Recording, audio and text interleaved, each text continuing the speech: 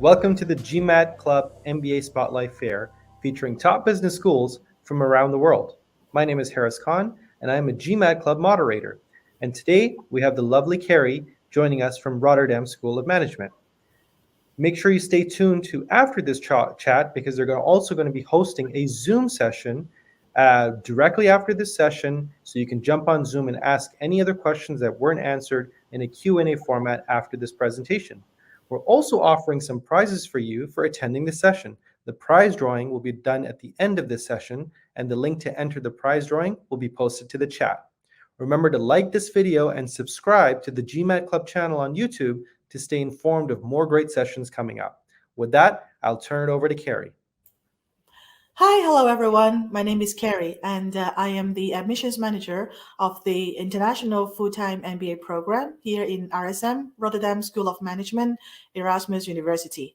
I'm very happy today to meet all of you here, and I'll be happy to share with you some details about the school and the program, or the Netherlands as a country in general, and I'm happy to take some questions at the end of the session.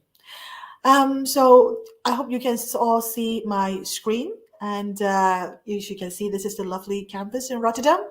It is a campus of bachelor degree students, master degree students, PhD, and the MBA students.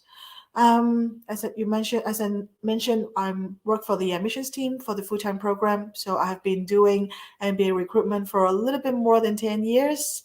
And previously with other schools, I have a finance banking industry background, and I'm originally from Hong Kong. So today, we are going to talk a little bit about what is special about Rotterdam, the Netherlands' most vibrant city, the curriculum of the full-time MBA program, who will be your classmates, how does it look like, the student profile, what kind of activities you have, what are you going to do after the MBA, your career, where you're going to live, what kind of industry you're going to work, and how to apply to our program. And I'll also see what questions you have.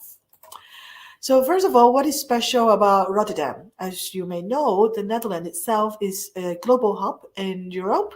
We have a lot of trading taking place, a lot of global firms operating, having the European hub here in the country.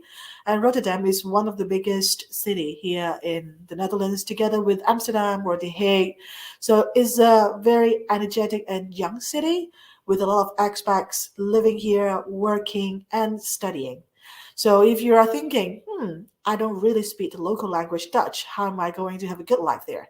So the good news is the Dutch are the best non-native English speakers in the world, and particularly in Rotterdam, this lovely city. So even if you are speaking English, you shouldn't have problem going around. If you go to the train station, if you go to the supermarket, if you go even to, let's say, to see a doctor, you shouldn't have problem going around with only English. And this goes the same as the working environment. We see that our alumni, mainly international students anyway, a lot of them find their job in the Netherlands and also have their career acceleration there and go to the top positions using only English. So you see that it's a very global city. We have, even a few years ago, we have over 175 nationalities already in the city. I'm sure by now this number has maybe already gone to almost like 200. That means you won't be very homesick because there's so many different kind of cuisines, different restaurants operating here. We have one of the biggest port in Europe here in Rotterdam. And it's a very sustainable city and country because a lot of people, they will just ride their bike and they go everywhere to reduce the carbon footage. Next, we're going to take a look at the curriculum. So how long are you going to study for your MBA? So we offer a 1-year full-time MBA program. Our start date is in January. We don't have the September, or you call the fall intake. So you start your year with your MBA studies in January and you finish in December. Everything done sweet and short within a year. The first half of the program is Foundations and Practice of Management, where you're going to learn different management function of a business at an MBA level, a lot of case studies. And then in the second half of the program, it will be even more practical. First, you're going to do the living management project. It is a 4 weeks project where you're going to work with a real company here in the Netherlands and help them to solve a live case. You and your team are going to be like consultants, helping these companies to solve an issue really happening in the company. Of course, then you will also get feedback from the company, and maybe they're going to execute your plan. So maybe it will lead to some opportunities of internship or a full-time job, because who knows better about the projects is you. We also have the advanced career concentration. If you are thinking about specializing in a particular area, you can also do it. So, namely, 5 different areas: finance, marketing, strategy, supply chain management, and sustainability. So, you can choose one of these advanced courses, and you can also link it with the electives that you're going to do in term 4. In term 4, a lot can happen. First, you may also think about, do you want to go for an exchange? Maybe you want to go to another school or even another continent to do few months courses there as an exchange student. But if you decide to stay because there are so many electives, they are all very attractive to you, and you really love the Netherlands staying here, then you stay here to do the electives, and then you will go to do a study tour. Our study tours are all topic specifics. No matter whether we are talking about entrepreneurship, fintech, green economy, corporate finance, we have different kind of topics for you to go to different countries for your study tour. When you do your electives in term 4, your schedule can be quite flexible. You may not always have classes every day. So that means that if you want to do an internship, then is the time. You can do a part-time internship in term 4, 2 days, 3 days a week. So internship is not compulsory, so you can do it if you want. But if you want to focus on other things while you are doing your job hunting in term 4, it's also possible. We also have a project time. It is quite a new element in the curriculum where you are going to use design thinking method to develop a tool or a product or platform regarding United Nations SDG, the Sustainability Development Goals. We are a school that embraces sustainability. Our mission statement is to be the force of positive change. So if you really want to do something to professionally or personally to be more mindful, to become a sustainable leader, then this is also a practice. For example, you may also want to make a business decision, taking care of considering not only your own career or your bonus, but also the people around you, the country where the company operates, and also the employees, to be more mindful about resources, inclusivity. So these are the things you can study more in RSM MBA about sustainable business. So now you know a little bit about the curriculum. Who will be your classmates? We are very happy to see that most of our students come from abroad. We have 99% international students. In the current class, we have around 150 students, and we cover 46 different nationalities. On the screen, you can see that our students come from almost every continent. And then you can also see the average age, average GMAT score.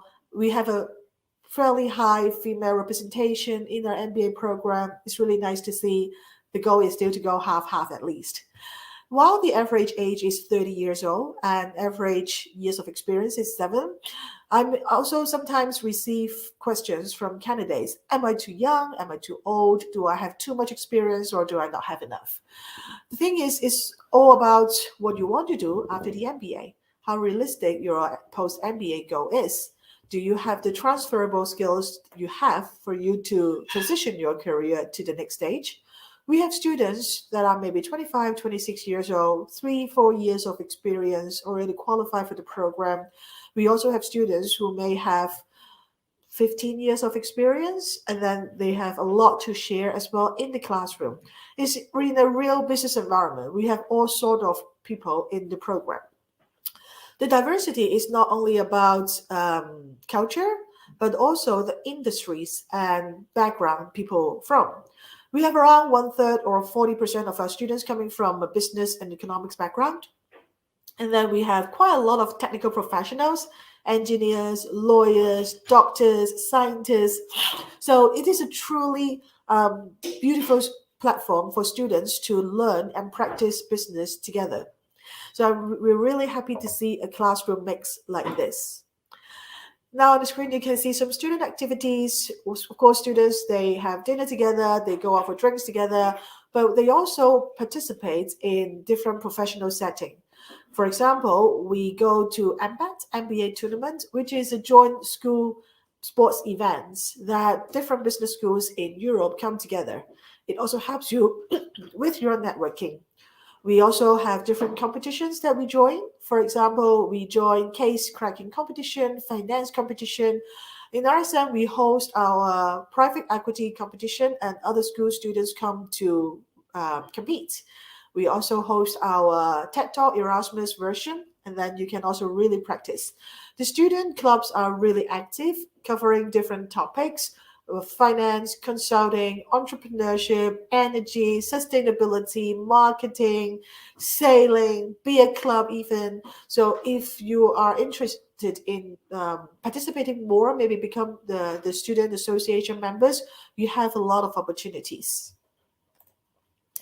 So there is a question that I often hear from our candidates is, how are students' life affected under the pandemic?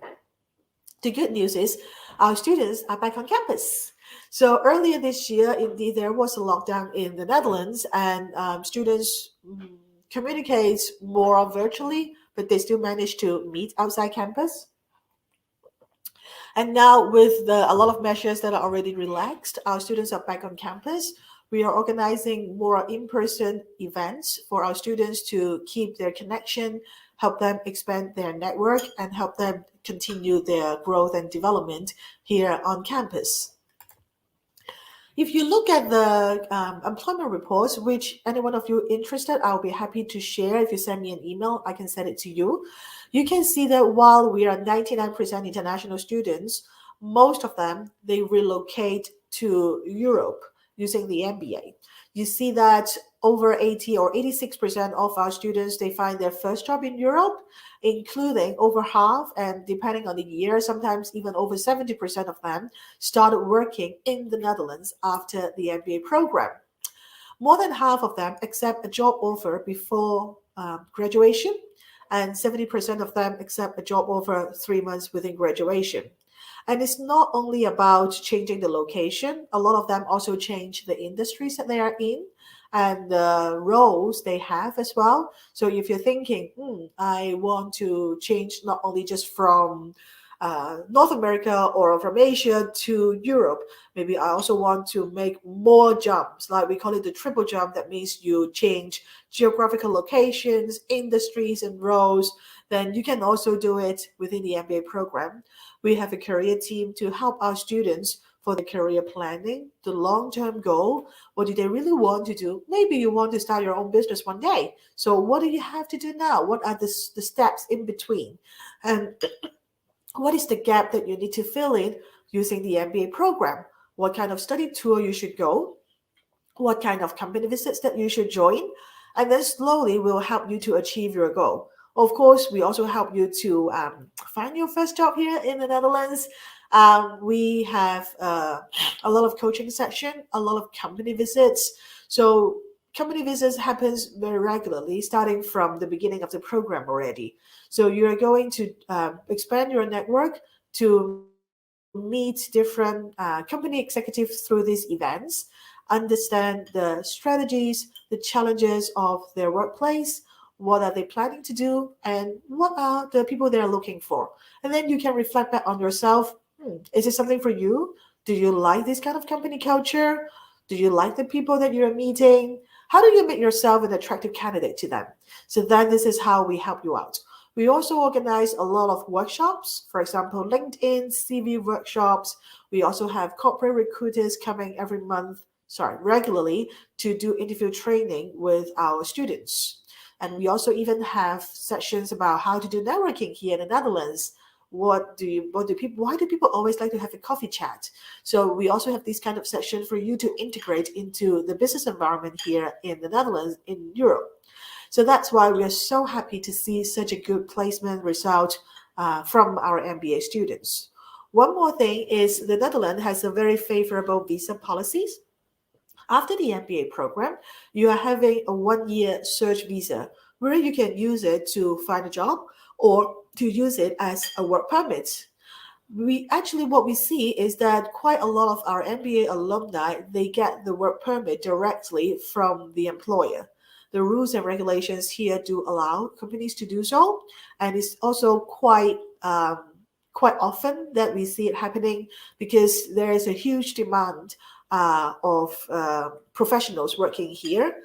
All these global firms here operating, they require a lot of expats working here. So that's why this creates a lot of opportunities for our MBA graduates. Here is a message from class president 2 years ago, Christine. She's originally from the Philippines and she's now working in Unilever here in the Netherlands. And we can see how much she likes about our program and how she thinks the program has helped her in her career move in the Netherlands. So now you may think, okay, I am really thrilled by the program and the curriculum. I really like it, the country. What is the next step? So let's take a look at the application process and the admissions requirement. First of all, we need our students to have a minimum a bachelor degree, at least 3 years postgraduate full-time working experience, and a GMAT or GRE score. If you are thinking, taking GMAT, taking GRE, yeah, I can do that. What about the online test? Do you also accept it? Yes, we do. We accept GMAT online, GRE online. The average GMAT score of our students is 640, 640. This is the average. We accept a range around it. We don't require our students to have a TOEFL or IELTS score, except for some countries that they may need it for the Dutch student visa, but not for the admissions purpose. So you don't really need to prepare for the TOEFL or IELTS test. We have our internal assessment, and we also have interviews. Of course, we also would like to have our students with a global mindset and have soft skills. We want to see leadership potentials from our students so that we can help you to develop further. First of all, I would suggest you to have maybe an MBA consultation sessions with the admissions team. It's usually a one-to-one format through Zoom. For now, we are not really traveling, but when we can travel again, we will be happy to meet you at MBA fairs, different events.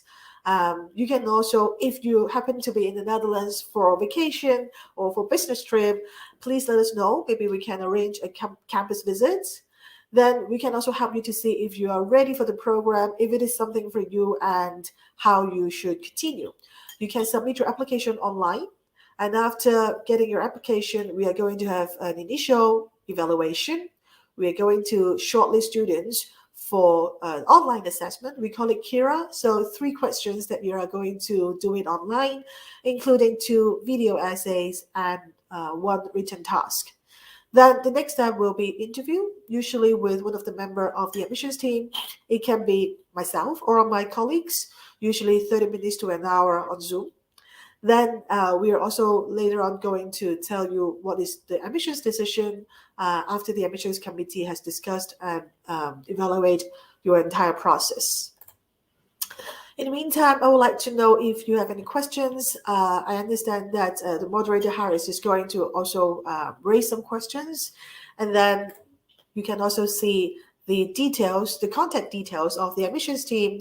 So you can see myself and the email address of my other colleagues, Marie and Shalene. We are responsible for different regions. So you can send us an email and hopefully you can, appreciate if you include your LinkedIn profile or your CV so that we can have a profile assessment for you, and then we can plan an MBA consultation session with you on Zoom. So I would say thank you for sharing this with me, and I'm going to see if Harris has questions for me. Yeah, thank you so much first, Carrie, for that wonderful presentation. It was super informative, so great job, and I'm sure everyone enjoyed all the information that you've shared. I know you've answered a lot of the questions we had here, but I'm going to ask you a few of the FAQs that I know a lot of people like to ask. So let's start with scholarships. What are the criteria for granting scholarships, and does a higher GMAT score help in getting a scholarship? Yeah, thank you so much for your question, Harris. This is a very commonly asked questions. We do offer financial aids, including scholarship and student loans. Regarding scholarship, first of all, you don't need, as a candidate, I mean, you don't need to submit any separate application or essay for the scholarship. Anyone who is admitted to the MBA program will be automatically considered for our scholarships. There are several areas that we look at. The criteria for admissions and the scholarships are very similar. The question is a higher GMAT an advantage? Well, I would say partially yes, but it's not the only thing that we look at. We always say that we recruit a person, we appreciate a person, not necessarily only a number. A GMAT score which is really high definitely is an advantage. So, what are the other things that we look at? First of all, maybe the soft skills and the leadership potentials. As an interviewer, I always ask questions that I really want to see your resilience as a candidate. How is your self awareness, your self reflection? Are you able to learn from your experience? This is an important skills that we want to see because in the MBA program, your learning is not only from the case studies or from the slides, from the formula. It's a lot about your reflection on your own experience and also your discussion with your classmates. Being able to reflect both academically and personally for your soft skills is a great advantage. Your maturity, your soft skills like how you solve conflicts, for example, how do you bring in changes, how do you deal with crisis, how do you deal with difficult situation or challenging conversation, different kind of colleagues. So these are the things that we look at. If you have some more global exposure in your profile, for example, if you have studied abroad, worked abroad, or if you work in a place where you have a lot of contacts with other office worldwide, that can also be a thing. GMAT definitely is an advantage. The average GMAT is 640, so the higher the better, we always say, but it's not the only thing that we look at, but a lot of other factors. One more thing which is important, you remember I said that we are a school that embraces sustainability. So we also consider, we have a scholarship called Being the Force of Positive Change, which we would like to see students, if they have professionally or personally be involved in sustainable business or making social impact of or women in leadership, or also diversity. What do you bring into the program from your profile? A little bit dean's assistance. So these are all the criteria we look at when we look at scholarships. Besides scholarships, we would also suggest our students to look at financial aid option and student loan. We work closely with project finance and Lendwise. So a lot of students actually do a combination, a little bit their own saving, maybe scholarship, and a lot of them get a student loan. And then these are all for tuitions, scholarships, or student loan. And students also need to be able to fund their cost of living through their own savings. Okay, great. Thank you. That was very informative. So I appreciate that question. I'm going to ask another question that's obviously dealing with current events now. How has COVID-19 affected the criteria of admissions for international students? Mhm. Thank you for your questions.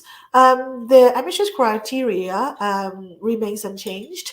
We really need to make sure the quality of the students. So GMAT is still required. We still need to see soft skills from our students. In fact, the application volume has increased a lot during COVID. More people applied to us during COVID. I think a lot of people are really taking the time to do reflection, thinking about the next step of their career, and they're thinking maybe it's time for an MBA with so many uncertainties around. So we haven't changed the criteria of admissions for international students. It's still the same. Okay, fantastic.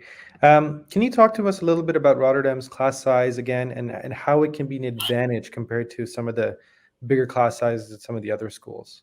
Sure. So we usually have between 100 to 150 students per cohort. and we divide them into 2 to 3 classes. And then we further divide our students into smaller teams to work together, 5 people in a team usually. I would say that maybe we don't have a very big class size compared with some other schools worldwide.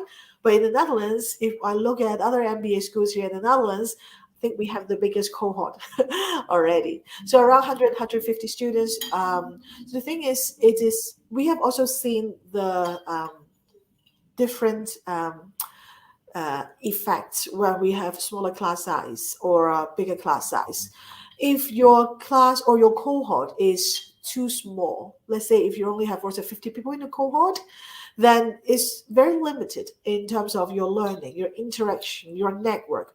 But if you are in a cohort where it are like 1,000 students, 500, 600 students, you may not even know all your classmates even by the end of the program.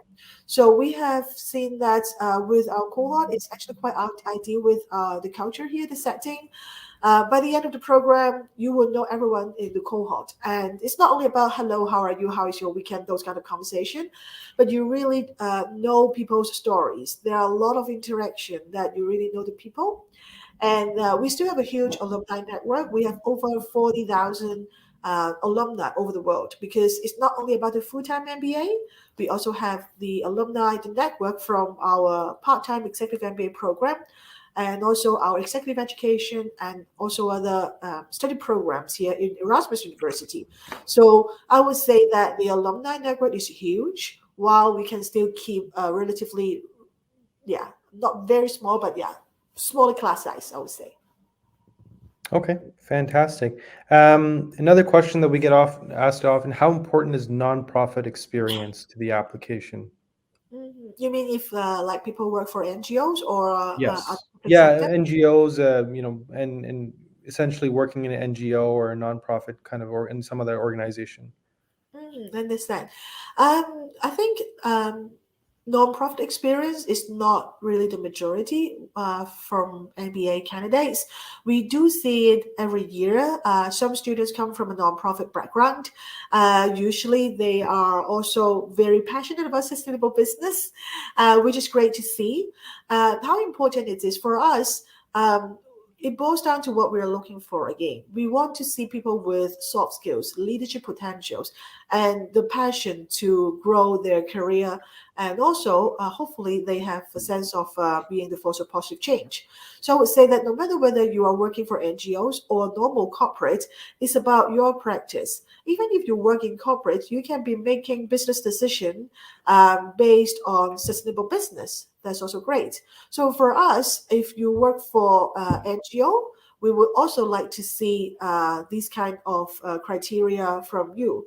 How important it is for us is it's nice. We accept students from NGO. It's very nice. We may actually be more. We will take into consideration a little bit more when we look at financial aids, but the admissions criteria are the same no matter whether you work for the public sector or corporate. Perfect, great. Well, that's all the questions I have here today in the time that we've been allotted. Remember, if there's any other questions from candidates, they can certainly join the Zoom session after this conversation and ask any further questions to you, obviously, and you can answer them there as well.